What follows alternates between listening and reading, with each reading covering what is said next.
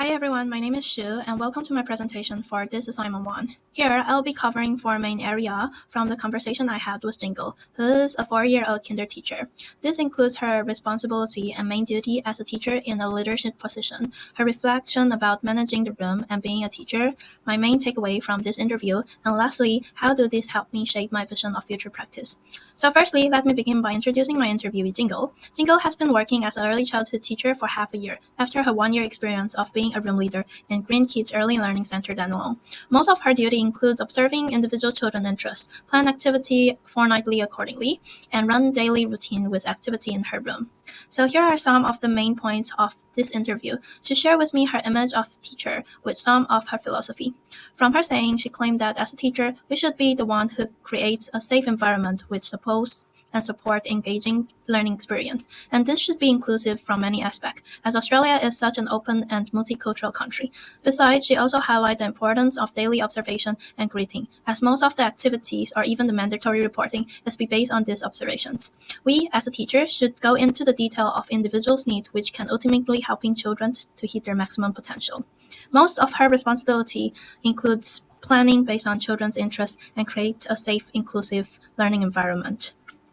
So she does stress the importance of family communication and forming a sense of community in the classroom by having daily conversation, especially during drop-off and pick-up times. These little greeting bubbles do help in building positive and strong relationship with family and can also better understand the child from all different perspectives. By this, it can help the promotion of inclusive by giving out different background culture told by each family, which also celebrates children's safety and provide a sense of belonging by having this happen in the classroom.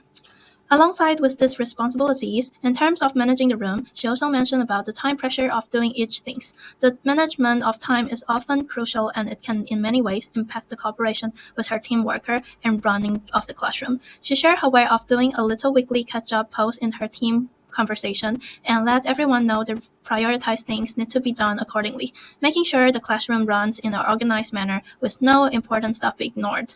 As an administrator, she do make sure every document goes straight into each children's folder either digitally or printout format, which includes the signed forms like medication or excursion form as well. This to help her meet and follow all the standard policy and government requirements. In terms of the personal development, she told me it is also important to have good communication with the management team and let them know your achievable short-term goal in each meeting. This can let them better support you and provide relevant professional development for us to join, and also allows others to join the conversation for our personal improvements, making sure every little adjustment is making on the correct timing under reasonable conditions.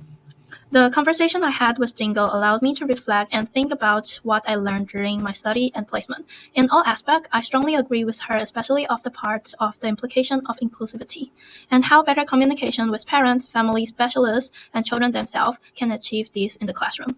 Allow me to rethink the value of inclusion from the saying from a sequel to a real practice environment. This makes sure every children feel valued and secure. At the same time, it also promotes their agency. Moreover, I also agree with her way of better communication with team members and management can together easily set up a room with rich, engaging experience under pressured and limited time. And according from Bryant, who is a contributor in the field, good trusting and managing of the team is one of the best ways to become a good leader. All of these help to form a welcoming and supporting safe environment for children to learn and discover their potential. So this importance of communication methods and reflective practice inspire me a lot and let me review my future practice. This in many ways changed my idea of how communication can give inclusive and teaching strategy a big hint, and how reflection can happen both during and after communication. This all let me understand the significant impact of the background information and how these environmental factors has changed children's learning. And in my future vision, I'm aiming to create a space where they feel safe and valued. Developing a vision of my future practice has strengthened my goal to inclusive and reflective practice, ensuring that I continuously track my teaching strategy and make all necessary changes. Engaging in critical reflection not only with team educators, but also management team and family to gain a deeper understanding of each children's unique needs will be put into my practice. This collaboration helps me respect the individuality and the culture of every family and the community, ultimately benefiting its children's development and the discovery of individuals' learning potential. So this is the end of my presentation. Again, I'm very grateful to have Jingle to share all her experience, and thank you all for listening.